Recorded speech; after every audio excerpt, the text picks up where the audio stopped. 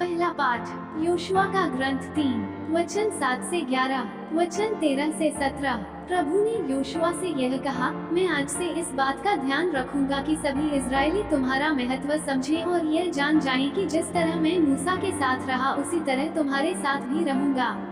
तुम विधान की मंजूषा ढोने वाले याजकों को यह आदेश दोगे, जब तुम लोग यरदन नदी के तट पर पहुँचो तो नदी में ही खड़े हो जाओ।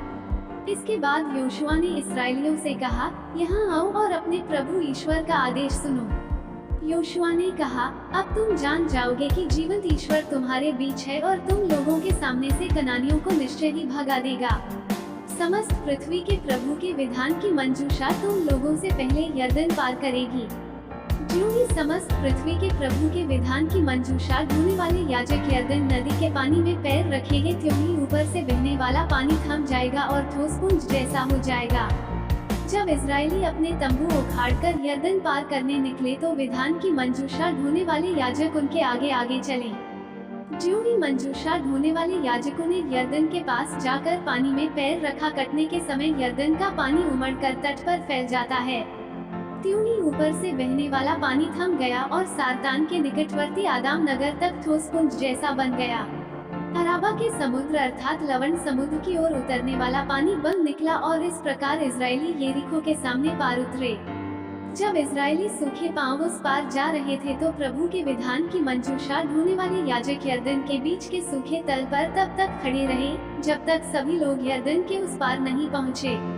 सुसमाचार संत मत्ती 18 वचन 21 से 35, संत मत्ती 19 वचन 1। तब पेत्रुस ने पास आकर ईसा से कहा, प्रभु, यदि मेरा भाई मेरे विरुद्ध अपराध करता जाए तो मैं कितनी बार उसे क्षमा करूं? 7 बार तक। ईसा ने उत्तर दिया, मैं तुमसे नहीं कहता 7 बार तक, बल्कि 70 गुना 7 बार तक। यही कारण है कि स्वर्ग का राज्य उस राजा के सदृश है जो अपने सेवकों से लेखा लेना चाहता था। जब वह लेखा लेने लगा तो उसका लाखों रुपए का एक कर्जदार उसके सामने पेश किया गया। अदा करने के लिए उसके पास कुछ भी नहीं था, इसलिए स्वामी ने आदेश दिया कि उसे, उसकी पत्नी, उसके बच्चों और उसकी सारी जायदाद को बेच दिया जाए और ऋण अदा कर लिया जाए। इस पर वह सेवक उसके पैरों पर गिरकर यह कहते हुए अनुनय विनय करता रहा, मुझे समय दीजिए और मैं आपको सब चुका दूंगा। उस सेवक के स्वामी को तरस हो आया और उसने उसे जाने दिया और उसका कर्ज माफ कर दिया।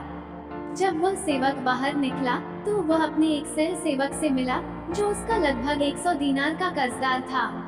उसने उसे पकड़ लिया और उसका गला घूंट कर कहा, अपना कर्ज चुका दो। सह सेवक उसके पैरों पर गिर पड़ा और यह कहते हुए अनुनय विनय करता रहा, मुझे समय दीजिए और मैं आपको चुका दूंगा। परंतु उसने नहीं माना और जाकर उसे तब तक के लिए बंदीगृह में डलवा दिया जब तक वह अपना कर्ज न चुका दे। ये सब देखकर उसके दूसरे सह सेवक बहुत दुखी हो गए और उन्होंने स्वामी के पास जाकर सारी बातें बता दी। तब स्वामी ने उस सेवक को बुलाकर कहा, दुष्ट सेवक, तुम्हारी अनुनय विनय पर मैंने तुम्हारा वह सारा कर्ज माफ कर दिया था।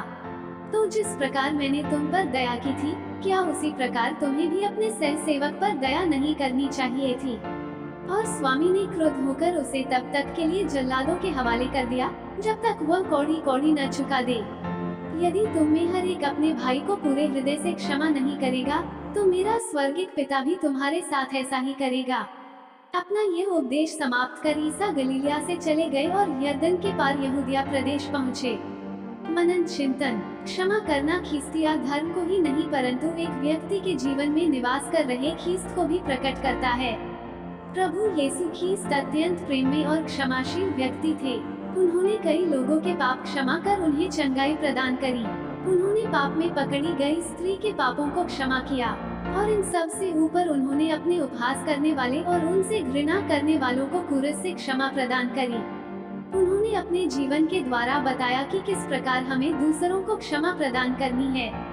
उनकी शिक्षा केवल पेत्रुस और उनके शिष्यों के लिए ही नहीं परंतु हर एक ख्रिस्तीय अनुयायी के लिए है। यदि यीशु ने हमारे असंख्य पापों को क्षमा किया है तो हमें भी दूसरों को क्षमा करने की जरूरत है। आमीन।